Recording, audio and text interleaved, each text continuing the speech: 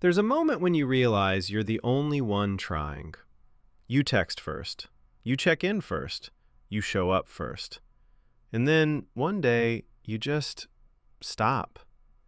Not because you stopped caring, but because caring started to hurt. Psychology has a name for what happens in this situation, and today we're going to explore the deep reasons why some people quietly stop reaching out. By the end of this video, the fifth reason might completely change how you see yourself. Reason number one is something almost everyone feels but rarely names. You used to be the person everyone leaned on, the friend who checked in, who held space for everyone else's problems while quietly carrying your own. And when you were drowning, nobody noticed. Psychologist Shelley Taylor at UCLA studied what she calls the tend and befriend response. Some people are wired to take care of others under stress, not to fight, not to flee, just care. But here's the catch. This system relies on reciprocity.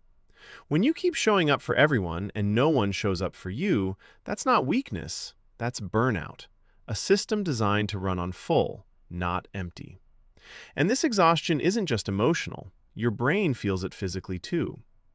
Neuroscientists put people in a brain scanner while they played a simple ball-tossing game, and sometimes they were deliberately left out.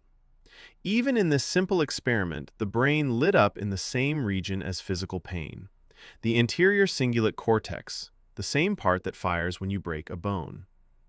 Being ignored literally hurts. So when you stopped reaching out, your brain wasn't being dramatic. It was protecting you from real, measurable pain.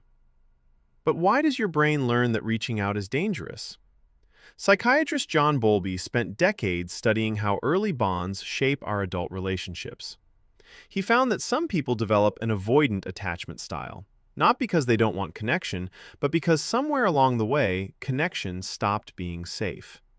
Reaching out meant risking rejection. Being vulnerable meant getting hurt. Your brain quietly learned, don't reach out, you'll only be disappointed. Maybe it started when you were 7, calling out for someone in the hallway, and no one came. Or 12, sitting alone at lunch, slowly learning that needing people could hurt. In one of the most famous psychology studies, researchers followed children for 30 years. And what they found? The way you were responded to as a child becomes the blueprint for every relationship you'll ever have. So stopping reaching out isn't a choice you made, it's a pattern you were trained into.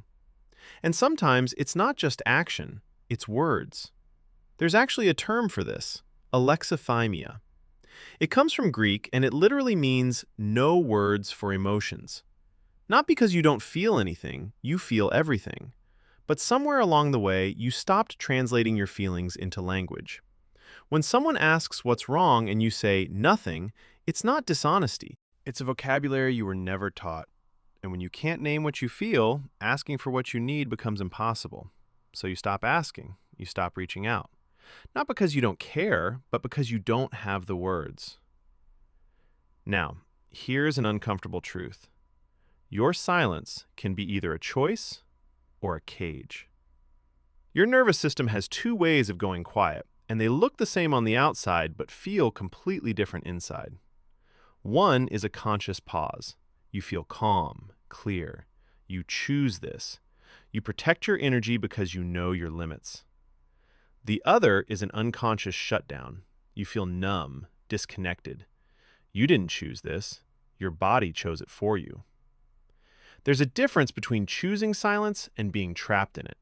And if you did choose it, the fifth reason is the most empowering one of all. Psychology says humans need 3 things to thrive: autonomy, competence, and relatedness.